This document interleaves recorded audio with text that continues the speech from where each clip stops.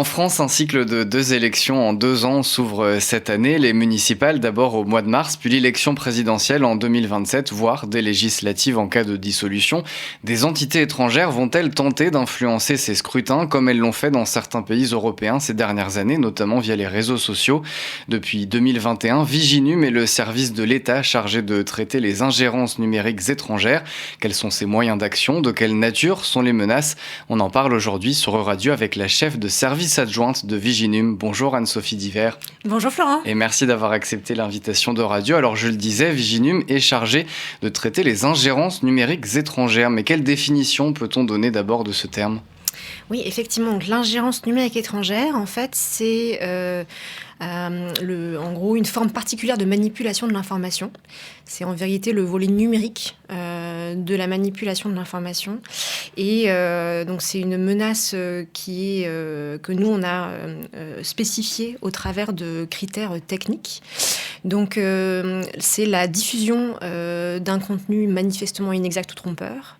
Donc un premier critère sur le contenu en lui-même, par des moyens artificiels ou automatisés, qui seraient donc des moyens inauthentiques pour amplifier artificiellement la visibilité d'un contenu, donc un critère plutôt de comportement, qui va être donc diffusé par des acteurs étrangers, qui soient étatiques ou non étatiques. Et ces opérations visent à porter atteinte aux intérêts fondamentaux de la nation. Donc ça, c'est la menace spécifique que Viginum traite. Donc c'est une forme de sous-segment des manipulations de l'information sur ce qui va viser à toucher nos intérêts les plus fondamentaux. Donc c'est pas une approche thématique, c'est bien une approche technique, même comportementale.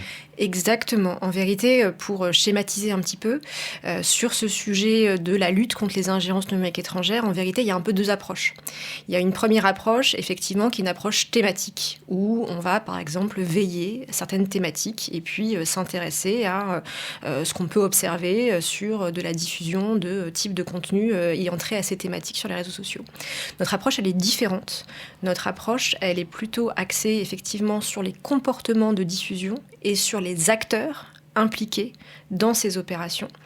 Et cette approche, donc, elle s'articule autour, en fait, de la caractérisation d'écosystèmes informationnels étrangers, qu'on appelle des modes opératoires informationnels étrangers, qui sont donc un ensemble de techniques, de procédures, de dispositifs qui sont mis en œuvre par des acteurs étrangers malveillants dans le champ informationnel pour tenter justement de finalement perturber la libre formation du débat public en ligne au travers par exemple de stratégies qui vont viser à polariser le débat autour de thématiques clivantes, miner la confiance envers les institutions, miner la confiance envers les médias et globalement tenter de nous déstabiliser dans le champ informationnel par ce type d'action. Et donc notre approche, c'est une approche donc technique qui va viser justement à finalement collecter des faisceaux d'indices. Donc nous on travaille en fait en source ouverte, donc ni plus ni moins avec la donnée que tout un chacun peut à laquelle tout un chacun peut accéder en ligne. Et on va glaner des indices et petit à petit on va faire de l'enquête et on va essayer de remonter le fil jusqu'à ce qu'on va appeler un primo-diffuseur. Et on va essayer de caractériser le réseau des acteurs qui sont impliqués finalement dans cette chaîne de manière technique. Et ça va nous permettre 2 choses. La première chose, c'est d'avoir des moyens d'action à un niveau plus stratégique, en identifiant par exemple des individus ou des organisations qui seraient affiliés à ces dispositifs, avec par exemple la possible mise sous sanction de ces individus. Et la deuxième chose, c'est que ça va nous permettre aussi de mieux anticiper par rapport à l'approche thématique, de mieux anticiper les actions hostiles de ces acteurs dans le champ informationnel, parce qu'on va être capable, par la connaissance de leurs infrastructures techniques, de mieux savoir en fait quel type d'opération ils sont susceptibles de mener contre nos intérêts. Alors vous avez parlé donc des acteurs et de leurs techniques pour influencer le débat numérique français, mais quelles sont les principales techniques utilisées par les agents de ces ingérences aujourd'hui ? Oui. Alors les techniques, les différentes tactiques qu'on peut observer, donc elles sont multiples. Comme je le disais, donc nous on s'intéresse vraiment finalement pas tellement au contenu. Finalement, je dirais même peu importe le contenu. Ce qui nous intéresse, c'est les modalités, les modes de diffusion et de propagation de ces contenus, donc les comportements. D'où ça vient finalement ? d'où ça vient et comment ça se propage, comment ça se diffuse. Et est-ce que, en fait, dans le cadre de la diffusion, ont été mis en œuvre des moyens pour amplifier artificiellement la visibilité d'un contenu. Et donc, ça peut être, par exemple, dans les termes de techniques qu'on peut utiliser, qu'on peut observer, ça peut être le recours à des réseaux de faux comptes, par exemple, qui peuvent être des comptes soit automatisés, comme des bots, soit des comptes qui vont être utilisés de manière coordonnée, par exemple des comptes de trolling. Ça, c'est un exemple. Ça peut être bien sûr aussi le recours à l'IA générative pour diffuser, en tout cas créer massivement du contenu, que ce soit images, texte ou vidéo, et essayer de saturer une thématique donnée avec la publication massive de contenu ou la duplication massive de contenu. C'est le cas par exemple de cette vidéo qu'on a vue en fin d'année, notamment sur Facebook, montrant une journaliste disant qu'il y avait une révolution en France, par exemple. Exactement, ça c'est effectivement ce qu'on peut observer, enfin ce qu'on observe maintenant depuis plus de 2 ans, c'est le recours croissant à l'IA générative qui permet d'amplifier, d'industrialiser presque la création de contenu synthétique, mais qui va être extrêmement crédible. Ça peut être aussi le recours dissimulé à des influenceurs, par exemple. Ou ça peut être aussi le recours à de la publicité sponsorisée sur des contenus de nature politique, ce qui est normalement encadré. Donc voilà, en gros, quelques exemples des manifestations observables, finalement, de ces ingérences numériques étrangères. Et donc nous, notre travail, ça va être justement de caractériser l'inauthenticité de ces comportements qu'on peut observer et puis de remonter la chaîne jusqu'aux entités qui sont impliquées, éventuellement aux commanditaires, même si ce n'est pas toujours possible en source ouverte, mais en tout cas le plus haut possible. Justement, c'était ma prochaine question. Jusqu'où on peut remonter pour savoir d'où part une tentative d'ingérence numérique étrangère ? Ouais. Alors nous, comme je le disais, on travaille en source ouverte. Donc en fait, on a un cadre juridique qui nous permet de collecter de la donnée sur les plateformes en ligne, que ce soit les réseaux sociaux ou des interfaces en ligne. Donc en fait, on va utiliser de la donnée publiquement accessible qui peut être de la donnée relative à des publications, par exemple, sur les réseaux sociaux, mais aussi de la donnée technique sur les codes sources, par exemple, des sites Internet. Et en fait, on va collecter, glaner des indices, essayer de constituer des faisceaux d'indices. Et puis petit à petit, on va remonter le fil par ce qu'on appelle donc de l'enquête en source ouverte, ce qu'on appelle de l'OSINT. On va avoir des capacités d'analyse qui vont nous permettre de remonter le plus haut possible. Alors, en source ouverte, on va être capable, par exemple, de pouvoir remonter à des proxys qui peuvent être impliqués dans la mise en œuvre de ces opérations. Qu'est-ce qu'on appelle un proxy ? Un proxy, c'est-à-dire en gros un prestataire, un intermédiaire, qui peut agir par exemple pour le compte d'une puissance étrangère. Donc ça peut être par exemple des sociétés de web marketing, des agences de recrutement d'influenceurs. Donc on va être capable donc de remonter par des indices techniques finalement à ce type d'entité. Et puis dans certains cas, dans certaines opérations, c'est pas toujours le cas parce qu'en fait en source ouverte, on n'arrive pas toujours nécessairement à identifier le commanditaire, surtout si c'est un État étranger. Ça, après, ça va plutôt impliquer d'autres types de techniques qui vont être plutôt mises en œuvre par des services d'enquête ou des services de renseignement.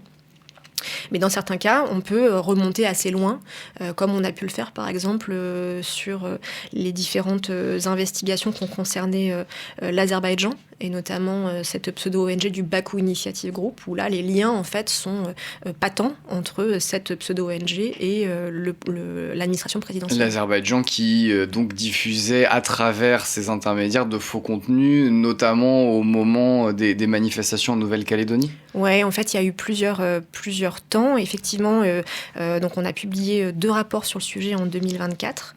La première, effectivement, vous avez tout à fait raison, c'était lors des émeutes en Nouvelle-Calédonie, puisqu'en fait, il faut avoir en tête que ces acteurs, finalement, qui vont nous viser dans le champ informationnel, nous connaissent très bien et savent en fait quel va être le contexte local, qu'il soit social, économique ou politique, qu'il est possible d'instrumentaliser pour produire de l'effet. Et donc, ils vont pouvoir suivre de près toutes les thématiques qui sont dans notre débat public pour pouvoir mener ces actions de déstabilisation. Donc, en l'occurrence, effectivement, le cas des émeutes en Nouvelle-Calédonie a été finalement un terrain un peu attractif aussi pour ces acteurs. Et donc, il y a eu un premier temps en mai 2024 où ils ont propagé par des moyens inauthentiques, puisque c'était environ 400 faux comptes sur la plateforme X, qui ont été impliqués dans la diffusion d'un narratif accusant presque de crimes de guerre, en fait, les forces de police françaises contre des militants kanaks. Ça, c'était la première chose. Donc ça, on l'a documenté dans une fiche technique. Et après, on a publié un autre rapport en décembre 2024 qui revenait sur finalement l'ensemble de la stratégie du Bakou Initiative Group dans le champ informationnel pour viser les intérêts français dans les territoires d'outre-mer, puisqu'en fait, même si la Nouvelle-Calédonie a été peut-être le premier terrain qui a été le plus visible, en fait, cette stratégie, elle a été ensuite mise en œuvre sur l'ensemble des territoires d'outre-mer, et également d'ailleurs aussi, pas que, puisqu'il y a aussi la Corse qui a été visée. Et donc ce rapport, en fait, vise à documenter davantage cette organisation et puis ses ramifications et ses liens avec l'autorité présidentielle. On parle de Viginum aujourd'hui sur Euradio, le service de l'État chargé de traiter les ingérences numériques étrangères. On en parle avec la chef de service adjointe de Viginum, Anne-Sophie Divert. Alors, l'année 2025 a été intense pour Viginum, avec notamment l'analyse de ce mode opératoire de désinformation russe, baptisé Storm 1516. Vous aviez décompté entre fin 2023 et mars 2025 77 opérations, et cela a même doublé jusqu'à la fin de l'année 2025. Pourquoi ce mode opératoire-là, il est aussi actif ? Effectivement, ce mode opérateur, donc on appelait Storm 1516, donc c'est un nom un petit peu barbare qui en fait c'est une dénomination qui a été attribuée par Microsoft, qu'on a donc reprise dans le cadre de nos publications sur ce mode opératoire informationnel. Ce mode opératoire informationnel, en fait, il est particulièrement actif et agressif contre les intérêts français. Donc vous avez tout à fait raison. Quand on a publié le rapport au printemps 25, c'était 77 opérations et à la fin de l'année, c'était 2 fois plus. En fait, ce mode opératoire informationnel, sa particularité, c'est qu'il a beaucoup de connexions et de synergie finalement avec d'autres dispositifs d'influence pro-russe pour la propagation et la diffusion de ces différentes campagnes. C'est un mode opératoire qui est particulièrement sophistiqué, à la fois en termes de capacité de production de contenu, puisqu'ils vont avoir la capacité, par exemple, de créer de fausses vidéos où ils vont mettre en scène, par exemple, des acteurs dans différentes situations. Également avoir recours en lien avec d'autres réseaux à la création massive de sites web par IA génératif. Notamment, ça, c'est la caractéristique du réseau Copycop qui a des adhérences avec le réseau donc Storm 1516. Et en fait, ce mode opératoire informationnel, il vise principalement à affaiblir le soutien occidental à l'Ukraine, à décrédibiliser l'Ukraine et à faire la promotion des buts de guerre en fait de la Russie dans le cadre de cette guerre d'agression qui est menée maintenant depuis plusieurs années. Et ce mode opératoire informationnel, donc on l'a vu à l'œuvre effectivement en France de manière très active en 2025. En vérité, même ça, nous on a commencé à le documenter dès 2023, mais on l'a vu aussi à l'œuvre. Donc chez nous par exemple lors des élections législatives du mois de juin, et puis de manière très régulière depuis. Mais on l'a vu aussi à l'œuvre dans le cadre d'autres scrutins, notamment européens, puisqu'il a été récemment aussi dénoncé par l'Allemagne pour des tentatives d'ingérence dans le cadre des élections de 2025. On l'a vu aussi à l'œuvre lors des élections américaines. Et globalement, effectivement, c'est un mode opératoire informationnel qui est très actif, très sophistiqué, très mature sur le plan technique. Et même si la majeure partie des opérations n'ont pas forcément énormément de visibilité, elles ont elles-mêmes un fort pouvoir et un fort potentiel de visibilité parce qu'elles peuvent être reprises, parfois même à leur insu, par des différentes personnalités qui peuvent avoir elles-mêmes une audience significative en ligne et donc donner de l'ampleur à ces opérations. Et vous l'avez dit, donc ce mode opératoire a touché aussi d'autres États européens. Justement, comment Viginum coopère avec les autres pays qui peuvent être touchés par des ingérences numériques étrangères ? Oui. Aujourd'hui, en fait, c'est vrai que l'ingérence numérique étrangère, ça fait partie de ce qu'on appelle des stratégies dites hybrides.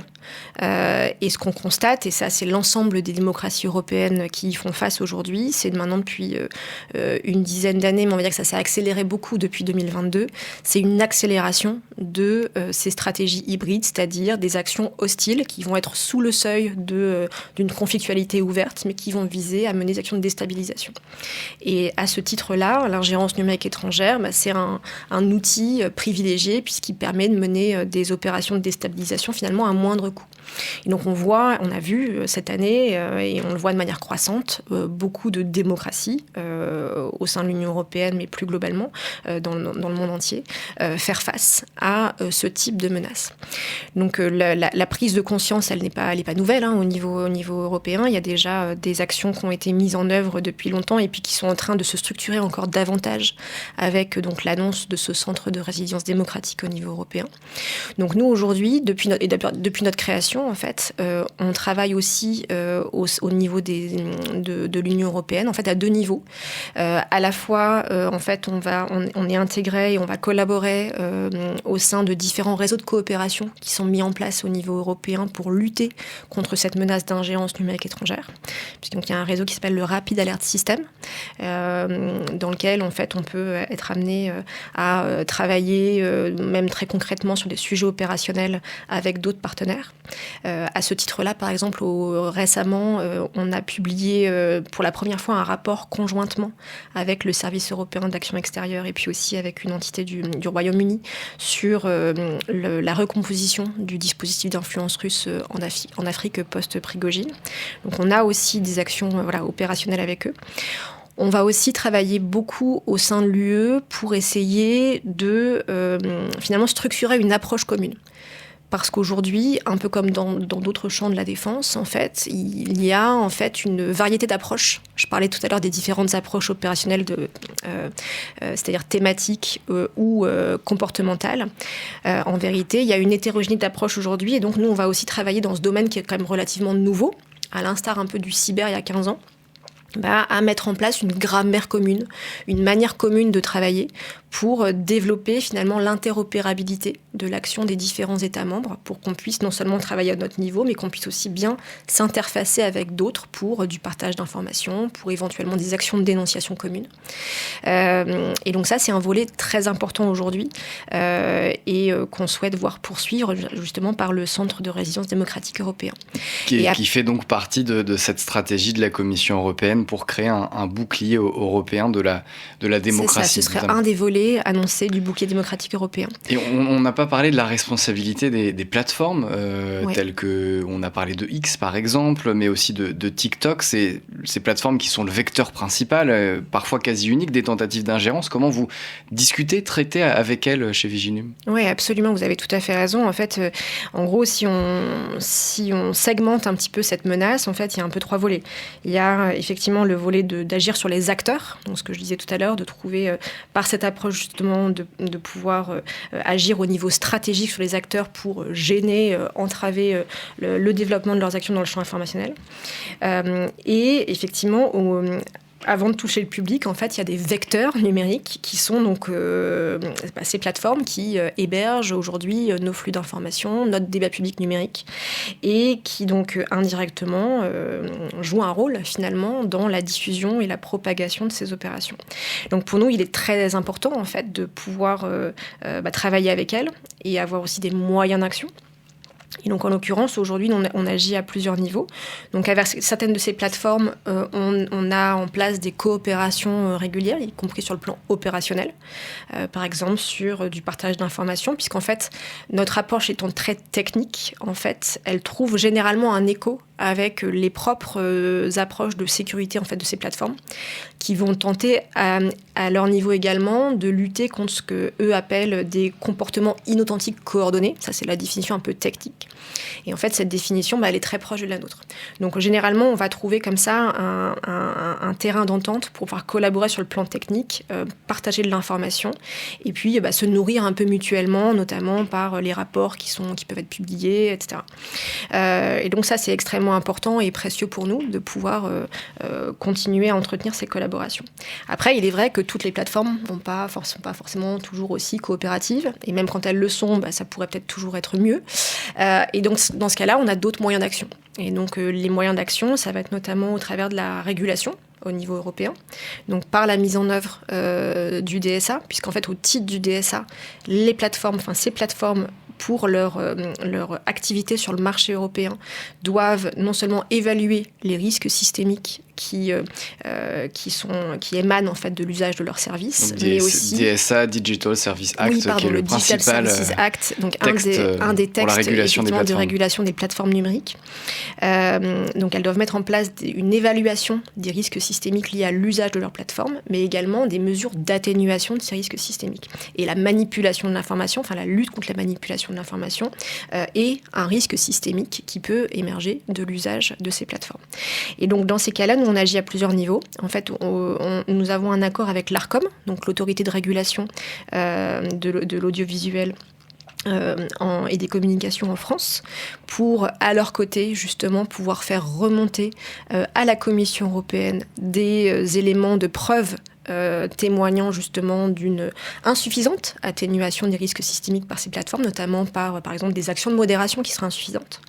Et puis après, on peut aussi agir en national. Donc cette fois, c'est le volet judiciaire, puisqu'il y a aujourd'hui plusieurs enquêtes qui sont ouvertes contre certaines plateformes. Et donc, on peut aussi être amené à collaborer avec l'autorité judiciaire sur ces enquêtes. Et pour prévenir de ces tentatives d'ingérence à destination du public, vous avez publié en fin d'année dernière un guide à destination des candidats aux prochaines municipales pour prévenir des ingérences avec des conseils très pratiques. C'est ce que vous avez décidé de faire à Viginum, dont vous êtes la chef de service adjointe, Anne-Sophie Divert. Merci beaucoup d'avoir été avec nous sur Radio et de nous avoir parlé d'ingérence numérique étrangère. Encore un grand merci à vous. Merci Florent.